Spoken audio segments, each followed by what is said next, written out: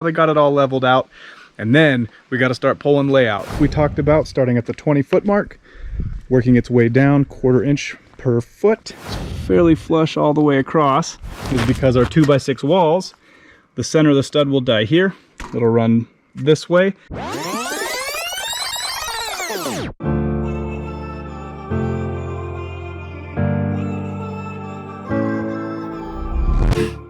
What's up everyone, Wild Schneider Outdoors, and welcome back to the lake and welcome back to the cabin build. Now, a lot going on today. We've got the concrete that just got poured, so I'll show you guys what that looks like. We'll have a couple time lapses thrown in here so you can see the pouring of the concrete, how they got it all leveled out, and then we got to start pulling layout. I don't know if you can see, send you up here, the weather is not the best.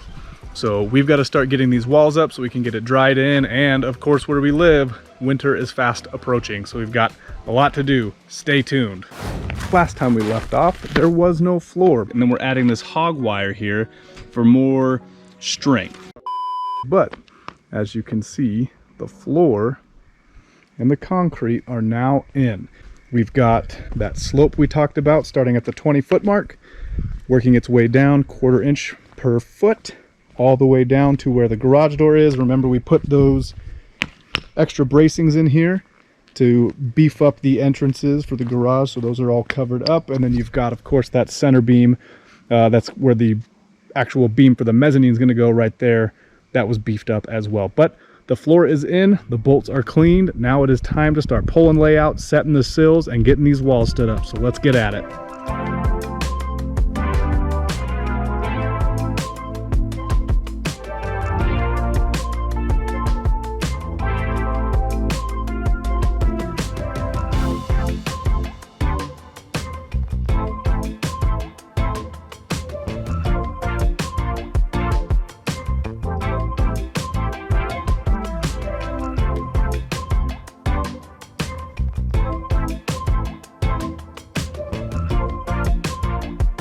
All right, we have this first wall, now the sill plate, all laid out along this whole section. Granted, we're gonna have to clean it off, but what that required, look down the edge here, looks fairly flush all the way across. So what we did is we pulled from this edge, right? This is our starting point, pulling this way, and then we marked out each bolt, measured its distance from the center of the bolt to the outside of the wall, flipped the boards up, drilled the holes down, so that way we can make sure everything fits. Then you've got here, granted the board's a little warped, they've been sitting outside for a few months, but these will all flush up. A stud will die here, continuing all the way along, another 16-foot section, lines up here, another stud will die there, all the way to the end of the building, where this will be butted up against, you see the chalk line there, that section of wall, all the way through. And now that we've got this sill plate done, we can start marking out our studs. Now our stud walls are going to be 16 inches on center. Now if you don't know anything about a tape measure, right, every 16 inches you can see here there is a red rectangle, which that means that is the center of your next stud. So what we're going to be doing is, because our 2x6 walls, the center of the stud will die here, it'll run this way.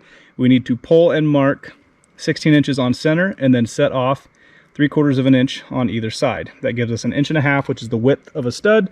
So that way when we mark both this plate and our top plate at the same time, all we have to do is lay them out, throw the studs in, nail them together, and stand the wall.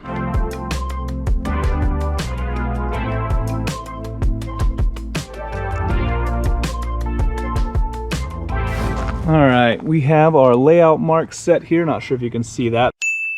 This is 16 on center. We've got it marked on our sill plate down here, but unfortunately we are running out of time. So this is where we're gonna have to end this video, with this spot right here all finished. When we come back, we're gonna get the top plate and we're gonna copy our marks over to our top plate and then start the framing. But I appreciate you hanging out with us today. Thanks for watching this video. Leave a like and comment down below. And if you're not subscribed, consider hitting that subscribe button and turning on that bell icon so you never miss a video.